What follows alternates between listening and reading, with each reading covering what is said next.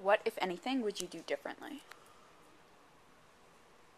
I mean, I think I would have liked to have, actually sat down and, like, written more for the policy. Like, as I said, like, we really didn't have it. It happened so quickly where, like, Tracy contacted us so quickly we didn't have time to draft anything for her other than, like, a definition of consent. But I would have liked, more of an opportunity to do so, even though, like, I don't see how that could have happened. I mean, we were really fortunate that we had such a swift response.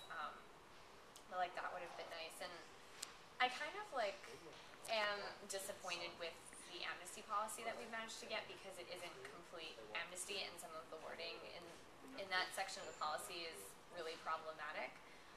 So that's, like, I think the two, like, regrets that I have about the process. In what ways does it not meet what you would have liked?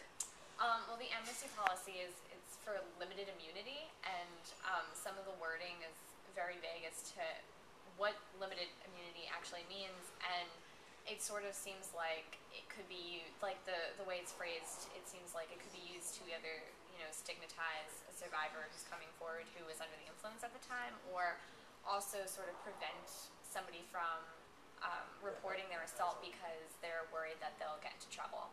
And it's really unclear as to, they mention, like, educational methods. A vague threat of educational options as, like... And it just sort of sounds... Or even discipline. Like, it wasn't... It's not... It sounds like they want to send you to rehab, like, essentially. Well, that's essentially what they do in cases where, someone's drinking underage or drinking in a dorm, is they usually put someone through an education system, and, they do other disciplinary measures. I think, it's what it sounded to me like was that it didn't necessarily give them the disciplinary measures. Like, say if you drink in the dorm, usually what'll happen is your guest privileges get taken away for a while. I don't think it was so much that is like, I think they would still make someone who happened to be drinking when they were raped, it would make someone go through an educational program, like, telling them not to drink, and that is a form of victim blaming, where someone has to, like, return to this state where, like, they feel vulnerable, and they are basically being told, like, you have a problem with drinking, and this is why you got raped, is how we're worried that it would come off with this limited immunity. So that's why we're not so happy about that. It also doesn't seem as though,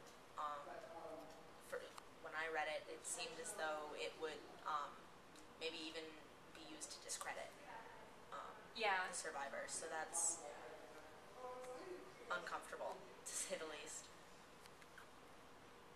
Is there anything else you guys would do differently?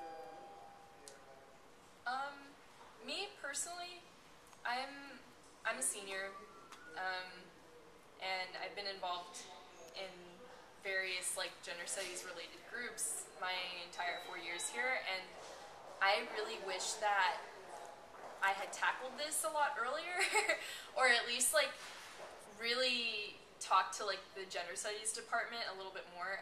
They became, like, official, at least gender studies became an official minor, and they actually had a little more power since my junior year. But at the same time, like, there were still some resources I could have gone to. It's just, I guess I was still trying to, like, navigate the system, and I wasn't sure exactly, like, how, I could change something like this. And I always knew that the policy here was very vague. I don't know.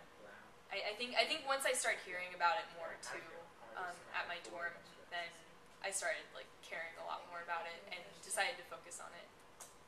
I really do wish we had more of a chance to draft the whole thing, because while it is significantly better, it's still more vague than I think most of us would like it to be.